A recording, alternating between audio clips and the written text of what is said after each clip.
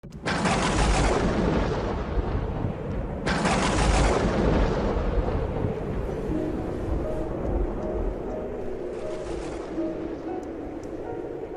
aquel tiempo, habiendo echado Jesús un demonio, algunos de entre la multitud dijeron: si echa a los demonios es por arte de Belcebú, el príncipe de los demonios.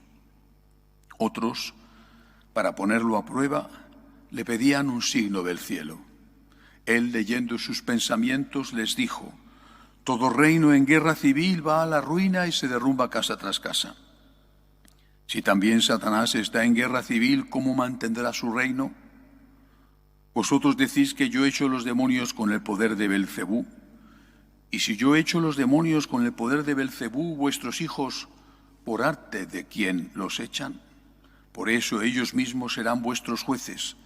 Pero si yo echo los demonios con el dedo de Dios, entonces es que el reino de Dios ha llegado a vosotros. Cuando un hombre fuerte y bien armado guarda su palacio, sus bienes están seguros. Pero si otro más fuerte lo asalta y lo vence, le quita las armas de que se fiaba y reparte el botín. El que no está conmigo está contra mí. El que no recoge conmigo, desparrama. Cuando un espíritu inmundo sale de un hombre, da vueltas por el desierto buscando un sitio para descansar. Pero como no lo encuentra, dice: volveré a la casa de donde salí. Al volver se la encuentra barrida y arreglada. Entonces va a acoger a otros 7 espíritus peores que él y se mete a vivir allí. Y el final de aquel hombre resulta peor que el principio. Palabra del Señor. Gloria a ti, Señor Jesús. Hoy tenemos la dicha de celebrar la fiesta de la Virgen del Rosario. Es para nosotros, los que amamos a la Virgen, los católicos, es para nosotros un extraordinario día. Y sobre todo lo es para aquellos que rezamos el rosario. ¿Qué hay detrás de esa promesa del Señor de que el que rece el rosario no morirá en pecado? Bueno, es una tradición, por supuesto, no es algo que se haya convertido en dogma de fe, pero es una tradición. ¿Qué hay detrás de eso? Recuerdo un anciano sacerdote, ya fallecido, que una vez me decía: mira, ¿tú crees posible que una persona cualquiera que durante toda su vida ha estado diciéndole a la Virgen María: ruega por nosotros pecadores ahora y en la hora de nuestra muerte?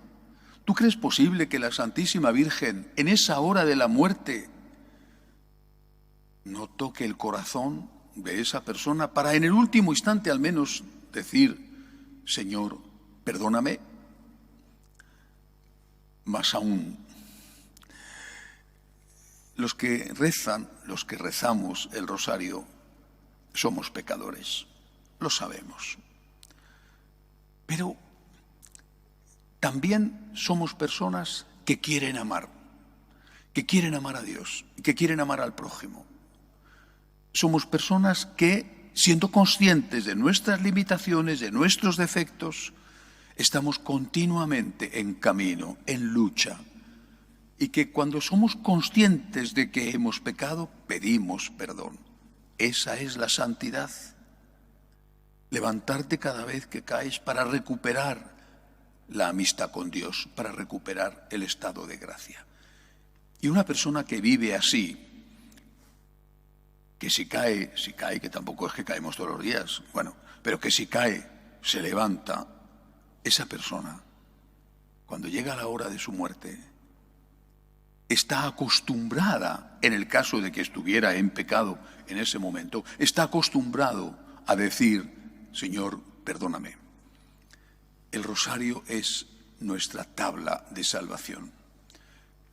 Me parece muy difícil, por no decir imposible, que alguien que ame a la Virgen se condene y que alguien que rece el rosario se condene. Me parece muy difícil. Dejamos las cosas en manos de Dios porque no sabemos lo que hay en el alma de cada uno o cómo será el final de cada uno. Pero el que reza el rosario está con la Virgen Y el que está con la Virgen, al menos en el último minuto, va a recibir la gracia para decir: Señor, perdóname. Pero eso es en el último minuto. Lo normal es que esto sea cotidiano. Cuando rezas el rosario, estás en una unión con la Virgen que va más allá de las palabras, porque a lo mejor estás distraído o te resulta difícil concentrarte y decir, pensando, cada una de las 50 Ave Marías. Vale, estás en comunión con la Virgen y eso te llena el alma de paz, te da esa luz que procede de María, la madre del Verbo encarnado, te da la esperanza que procede de María. Tienes madre y estás en contacto con tu madre y lo sabes. Y ella, a través de esa humilde y sencilla oración repetida, ella entra también en contacto contigo para darte lo que tú necesitas en ese momento. Rezar el rosario durante tantos siglos de historia de la Iglesia se ha convertido no solo en una devoción, una piadosa devoción, se ha convertido en una tabla de salvación.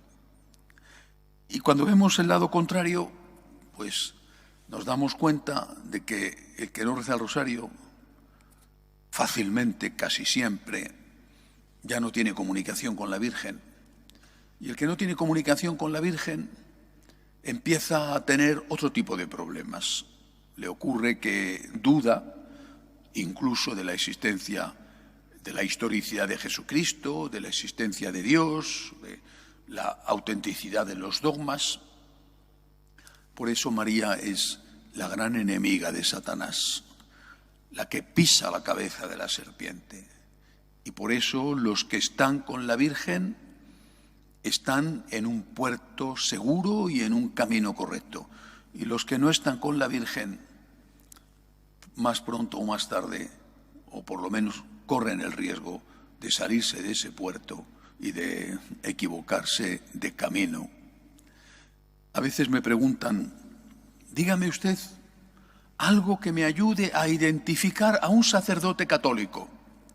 Por supuesto que hay varias cosas, como celebra la misa, como enseña, pero entre ellas hay una que es algo que ocurre siempre.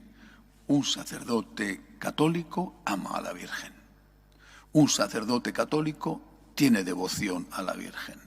Un sacerdote católico posiblemente reza el rosario cada día, pero desde luego ama a la Virgen. Aquellos sacerdotes obispos, que dicen que no hay que rezar a la Virgen, que no hay que terminar la misa con una oración a la Virgen, porque eso no es litúrgico, que marginan a la Virgen, que quitan sus imágenes, que prohíben rezar el rosario en las iglesias, ya están dando pruebas de que tienen un problema de fe. Una de las pruebas que garantizan y certifican la catolicidad de un sacerdote es precisamente amar a la Virgen. En mi país, en España, hace muchos siglos, los laicos utilizaron y seguimos utilizando una fórmula para saber si el cura era o no de fiar. Y cuando íbamos y vamos a confesarnos, el penitente, el fiel, el laico, le dice al sacerdote: Ave María Purísima. Y si el sacerdote no contestaba sin pecado concebida, el laico se levantaba y se marchaba sin confesar. Ese sacerdote no es de fiar. Era el examen del laico al sacerdote. Ave María Purísima.